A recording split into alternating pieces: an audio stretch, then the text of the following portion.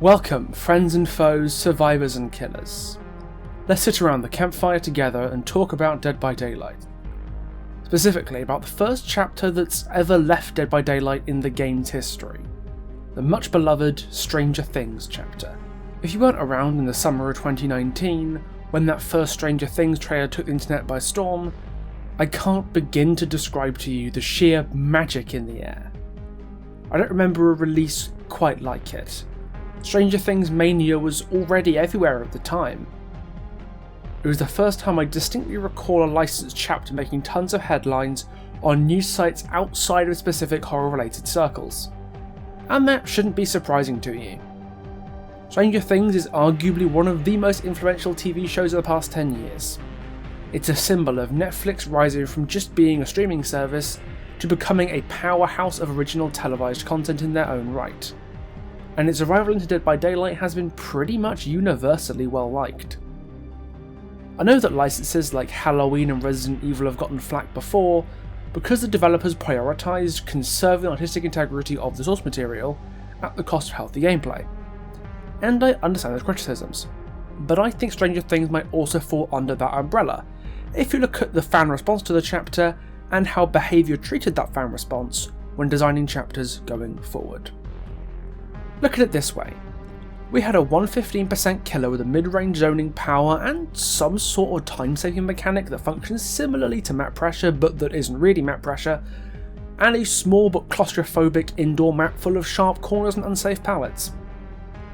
Behaviour saw the rampant success of the Stranger Things chapter and assumed players would just want more of that, and so gave us more zoning killers and claustrophobic indoor maps that absolutely everybody hated. It was okay for Demogorgon to be a turbo zoner, but not okay for Deathslinger, Pyramid Head or Nemesis. It was okay for Hawkins to be small and claustrophobic, but it wasn't okay for Midwich or RPD.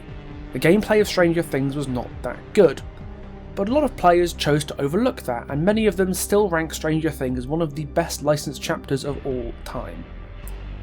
But if it's not the gameplay that so many people fell in love with, why did Stranger Things click so well with Dead by Daylight's players, and why are we all so sad to see it go? There are three main reasons I can find to explain the incredible success of the Stranger Things chapter. I'm going to start with something that I think gets overlooked more than the other elements. The seamless merging of tone between two very different pieces of media. Stranger Things is a show fueled by 80s nostalgia. There's no doubt about that. Just look at it. The clothes and the hair and the music and the posters and the hair and the cars and the building and the furniture and the hair and even the hair. It's so amazingly, irrepressibly 80s. Except it's not really, is it? Stranger Things thrives on the sanitised version of the 1980s as presented by the show, focusing more on the aesthetics than the actual representation of what 80s life was like. The Pop Neuro article by Prince Gooman and Matt Johnson, entitled How the Psychology of Nostalgia Drives the Content Strategy Behind Stranger Things, sums it up very well. It isn't surprising that Stranger Things is Netflix's record holder. Just think of all the triggers in the show. For one, it is set in small town Indiana, where kids can run, bike, walkie-talkie and play outdoors. A rich setting for nostalgia. Next, the show pays meticulous attention to blend in iconic music, reference vintage movies, and remake the entire aesthetic of the 1980s. Every part of the show systematically triggers the best nostalgic memories of childhood for the viewer, whether they be real or vicarious. But it's important to remember that that childhood, at least the way Stranger Things presented it, never really existed. A lot of the time, the kids can talk and interact with each other just like modern kids in 80s clothing, and at least in the first season, most of the backwards social politics or wider political context of the 80s aren't really touched on. Stranger Things' 80s aesthetic is just that, aesthetic. It's far more loyal to the 80s movies like E.T., Ghostbusters and Nightmare on Elm Street that inspired it than it is to the time period itself. That's where Dead by Daylight comes in, because much like Stranger Things, Dead by Daylight is largely nostalgia bait for old school horror fans. There's a reason licensed chapters continue to be so popular, and why so many of them are from horror franchises from the 70s and 80s, and even in terms of the original killers, those that are not references to specific historical settings are usually references to an old school movie, like Trapper, Hillbilly and Legion, but where both pieces differentiate from the media that inspired them, and cross over with each other, is the cosmic horror element present in both. Stranger Things uses Dungeons & Dragons as a framing device for the horrors beyond our dimension that come from the Upside Down, and the Cold War setting is used to introduce ideas of unethical experimentation that summoned the Demogorgon and drew the attention of the Mind Flayer. The entity of Dead by Daylight bears a lot of similarities to the Mind Flayer, as a spider-like extra-dimensional horror that operates through its vassals and scoops up victims to feed off of in its twisted other world. The Demogorgon's perks accurately reflect the sheer, stifling alienness of the Mind Flayer, or at least two of them do. And the transition of the Demogorgon from a controlled vassal of the Mind Flayer to the entity's attack dog is not a particularly challenging logical leap to make. Despite being two very different intellectual properties, Netflix and Behaviour were able to very effectively marry the two using the thematic common ground that they do share. And that's how, for 2 years, the Demogorgon was able to stand alongside some of horror's greatest dramatis personae in this little game of ours. Speaking of dramatis personae, now that we've looked into the substance of the properties themselves, it's time to look at individual characters. The characters of Stranger Things are almost inarguably its biggest appeal, and its huge ensemble cast meant that the choices of potential candidates for inclusion into Dead by Daylight was absolutely massive. One of the core ingredients of Stranger Things is its cast of incredibly talented young actors. Despite being a creature feature at its core, it wouldn't have retained its appeal if our cast was just made of busybody adults, like you normally have at the centre of cosmic horror science fiction. But having most of the main characters as either children or teenagers, Stranger Things cultivated a sense of protectiveness that the audience has over these characters. Children are more vulnerable than adults and typically less able to deal with life-threatening peril, so we naturally get more emotionally invested in their survival and well-being. But Stranger Things had a problem when it came to adapting that emotional investment into Dead by Daylight. Because of regulations concerning violence against minors, bringing in the kids like Will, Dustin or even Eleven was not an option, reducing the shortlist of survivors substantially.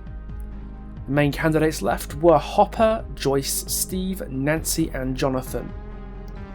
I'll get this out of the way now. Steve was the undisputed best pick of this shortlist. Steve's a fan favourite among Stranger Things viewers and for very good reasons. Season 1 initially establishes Steve as a self-centred but ultimately well-meaning young man, whose relationships are slowly destabilised by his mounting insecurities. His growth from the start of Season 1 is one of the most satisfying arcs in the whole show, as he starts to bridge the gap between the teenagers and the party of children. He becomes a big brother figure for Dustin in Season 2, and over time becomes defined by his loyalty and willingness to put himself in harm's way to save others. From beating back the Demogorgon with his baseball bat in Season 1, to saving Dustin from the Demodogs in Season 2 and taking on a trained Russian soldier in Season 3, Steve's a babysitter through and through, and it's translated very well into Dead by Daylight.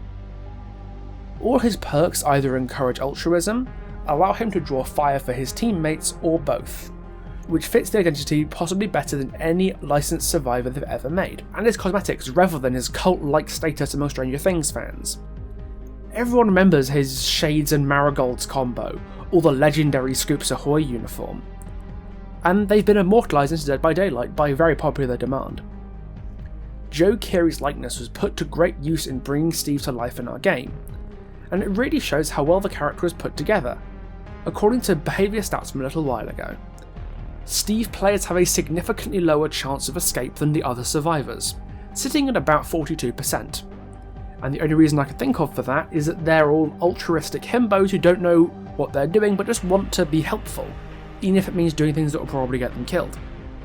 Steve and Steve players are the Johnny Bravo of Dead by Daylight, and we love him for it. The other character, however, I'm a little less sold on. Nancy Wheeler is a good character and I like her a lot, but I can't help but feel that she might have been the wrong pick for this chapter. Netflix maybe never really knew what to do with Nancy after her, Jonathan and Steve's story finished in Season 1. Steve broke away and became the big brother to the party, allowing him to continue to grow as a character independent of the Steve-Nancy-Jonathan love triangle, and fill out a lot of the levity and positive emotional beats in seasons 2 and 3.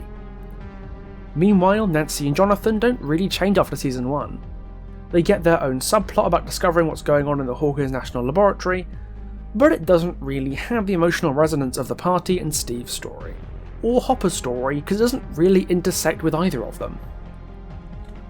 As such, it becomes harder to care about Nancy and Jonathan after season 1, because their struggles and development become either irrelevant or non-existent. Which is why I think that the female Stranger Things survivor should have been Joyce Byers instead, because a big part of what makes Stranger Things stand out is the adults who struggle to come to terms with the horrors that are visiting the children of Hawkins. Joyce spends the entire of season 1 scrabbling for any means at all to find Will and fervently believes he's not dead. Watching her try to rebuild her and Will's lives after his return is a great arc for her, as she gets more and more involved in finding the truth behind what happened to him. There were rumours that Joyce was originally meant to be the female survivor for the Stranger Things chapter, but was replaced by Nancy at the last minute. Maybe they couldn't get the likeness of Winona Ryder and had to settle for Natalia Dyer. Which, if that's true, is a shame, because Winona Ryder is amazing and deserves a spot in our game just for being Winona Ryder. That being said, I don't think Nancy's necessarily a bad pick. I do think her perks at least make sense for the character of Nancy. One thing Nancy's always been is the temperate and focused voice of reason as egos and prejudices butt heads, and her perks accurately reflect that. Seeing your own scratch marks, or knowing where the coast is clear to get a save, is a great way to reflect Nancy's cautious and careful nature. Her inner strength is flavoured similarly to Counterforce or Detective's Hunch. Nancy is an investigator and a journalist. It makes sense for her to be doing more than the bare minimum and dealing with the killer side objectives. Steve and Nancy sadly don't have any real lore from the game itself, it's about as brief as the tweets that make up the Resident Evil characters' lore. But behaviour nevertheless understood the characters more than well enough to successfully adapt them. Nancy and especially Steve have both been welcomed by our community, and are reasonably popular survivor choices, who regularly got some pretty great cosmetics that showed how good the working relationship was between behaviour and Netflix. But we can't really talk about the driving appeal behind the Stranger Things chapter without discussing everyone's favourite friendly open-faced meat flower. The Demogorgon is one of the most unanimously loved killers in the game by huge numbers of people, and why that is was a mystery to me for a very long time. It's just another zoner that has a mechanic that lets them control a 3-gen and proxy camp hooks them across the map. Big whoop. But Demo's incredible appeal, I think, comes from the novelty of Dead by Daylight's first and only animalistic killer. I've noticed that it's really hard to hate an animal in fiction if it can't speak or communicate conventionally. How many non-communicative animals are there in fiction that you really dislike? That's often why animal, robot or alien companions like Gromit, Chewbacca, Thing or R2-D2 rapidly become fan favourites, because their wordlessness means that personality can be easily projected onto them. And the same thing happened with the Demogorgon. DBD players projected personality onto it and absolutely loved it, and a big reason that it worked so well was the incredible visual and sound design of the creature. Apparently Netflix provided behaviour with extensive materials from the show, including concept art, sounds and models, used in the production of Stranger Things to help bring Demo to life, and it really shows. Little details like how the meaty face petals are just like licking its lips, or how it hunts on 2 legs despite crawling out the upside down on all 4s. It both exhibits the Demogorgon's nature as a perfect killing machine, but also removes all sense of malice from it. You can't hate it for what it is, it's an animal that knows no better. The Demogorgon has become the family dog of Dead by Daylight, because this lack of malice or tragedy or deep emotional turmoil is quite a refreshing change, in a cast of either sadistic madmen or tragic anti-villains. It's just a big old buddy who wants to eat things. You can't blame him for that. And its lethality isn't watered down by either pathos or moralisation of its actions. Our community has a tendency to humanise, normalise or even fetishise the inhabitants of the fog, especially the killers. And the Demogorgon is no exception. In the world of Stranger Things, the Demogorgon is the foot soldier of the indescribably horrifying alien abomination known as the Mind Flayer. It is as horrifying as it is utterly inhuman. No attempt to understand it is made either in-universe or outside, because it is such an alien. But in Dead by Daylight, where we've been surrounded by monsters and madmen for years before Stranger Things ever turned up, the Demogorgon's alien traits became erased by the community in favour of just being the goodest boy. And I kinda love that. It's a sign of just how much our community has grown attached to these characters over the years.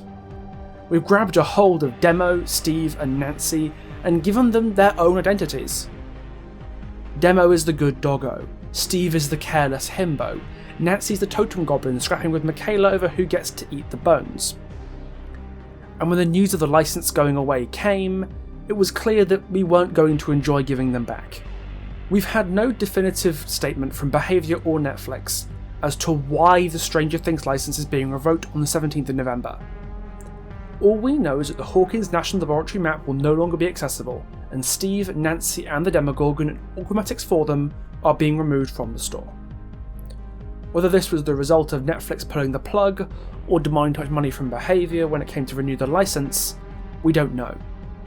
The only clue that we have as to what might be going on is Netflix's recent acquisition of Night School Studio, a Californian game development studio best known for making Oxenfree. A bit of background story as to why this could be relevant. The now defunct Telltale Games was originally commissioned by Netflix to make a Stranger Things adventure game in 2018, but when Telltale went under, the project was scrapped. Before this happened, Night School Studio was commissioned by Telltale Games to make a tie-in prequel for Telltale's game called Kids Next Door. But when Telltale's project fell through, Kids Next Door was mothballed. Now Netflix has bought the studio that was set to make Kids Next Door. Something similar to the old Telltale project is likely to be in production at the new Netflix gaming division that they've been working on for some time. My best guess is that Netflix and Night School are working together to make in-house Stranger Things licensed games, and Dead by Daylight exists as a potential competition to crimp future sales of whatever title they're making. Look at the other licenses that Stranger Things has partnered with in this time. Something like Rocket League or Fortnite or Magic the Gathering. All of these have been part of an event or temporary release. Rocket League's event was Halloween 2019, just like the Stranger Things chapter. Fortnite's was a limited promotion in conjunction with Season 3. And Magic the Gathering Stranger Things Secret Lair Drop is part of a limited print run themed around Halloween this year. I've actually just ordered mine. Dead by Daylight's inclusion of Stranger Things on a permanent basis threatened Netflix's future releases. So my guess is they pulled the license out of a hesitance to end up competing with themselves. An understandable business decision for Netflix, but an unfortunate event for us in the Dead by Daylight community. It means we're never getting another cosmetic for Steve, Nancy or Demo. It means new players will never get a chance to buy these characters. And it means we're never getting a licensed tome of lore. Which is a shame because Netflix and Behaviour's working relationship was so good up to this point, and the Bill and upcoming Saw tomes have opened the door for licensed lore down the road. Could it ever come back? Honestly, while I think it's unwise to bank on such things, I do reckon it's far from impossible. A time-sensitive Stranger Things event in preparation for Season 4 would be very much within Netflix's modus operandi for promoting the show, after all. And I'll be real with you, I don't think Netflix's attempts to branch out into gaming will bear much fruit. Most of the licensed titles commissioned by Netflix before have been shovelware mobile games, designed to milk the license without any real staying power. And Night School Studio isn't exactly amazingly well established, with it only hitting the scene in 2016 with Oxenfree and the licensed mobile game for Mr. Robot. If Netflix's studio isn't capable of keeping up with the rest of the industry, there's a good chance it won't last long. And as such, Netflix could find themselves in a position in a few years where their best option for monetizing Stranger Things IP in the gaming world is to return to Behaviour. Of course, if Stranger Things falls off popularity after Season 4, or Night School starts getting results for Netflix, this isn't going to happen, but it's worth bearing in mind. The rampant global success of Stranger Things is a phenomenon of the 21st century, and marked Netflix's territory on the landscape of television. Dead by Daylight partnering with them was a sign that our little game has really grown up from the ugly duckling of barely concealed shovelware and spaghetti code into a serious player in the world of live service games. It's the most topical and modern license we've ever had, with Resident Evil being the only real competition for that title. And it's opened the door for Dead by Daylight to delve outside of traditional slasher flicks to look more at sci-fi creature features and even massive scale cosmic horror. Just because it's gone doesn't mean it'll be forgotten. Those of us who already own the Demogorgon, Steve and Nancy will get to keep playing with them. And despite the perks themselves changing, the 9 teachables they brought with them will still bear the licensed characters' namesakes. And who knows? Maybe one day Netflix and Behaviour will come to a new agreement, and people will be able to experience the horrors of the Upside Down once more. Much too wishful thinking, but after all, stranger things have happened. So that's everything I have to say about Stranger Things, and I hope it was worth the wait. What do you guys think? Do you reckon this is the last we've seen of Stranger Things? Or do we reckon that maybe Netflix will come crawling back to Behaviour one day? Regardless, as the page turns on one chapter, another one begins. And Portrait of a Murder is due to be previewed tomorrow. I cannot begin to tell you how excited I am about what's to come. Because if these teasers and leaks are shaping up to be what it looks like it's going to be, this might be one of my favourite original chapters of all time. To make sure you hear about it then, please do subscribe and ring the notification bell so that you know when I upload next. In the description you can find links to my Twitch, my Twitter, my Discord server and my Ko-fi and Patreon if you feel like this content deserves your money. Once again, thank you all for watching and I'll see you all in the next one. Ta-ta for now.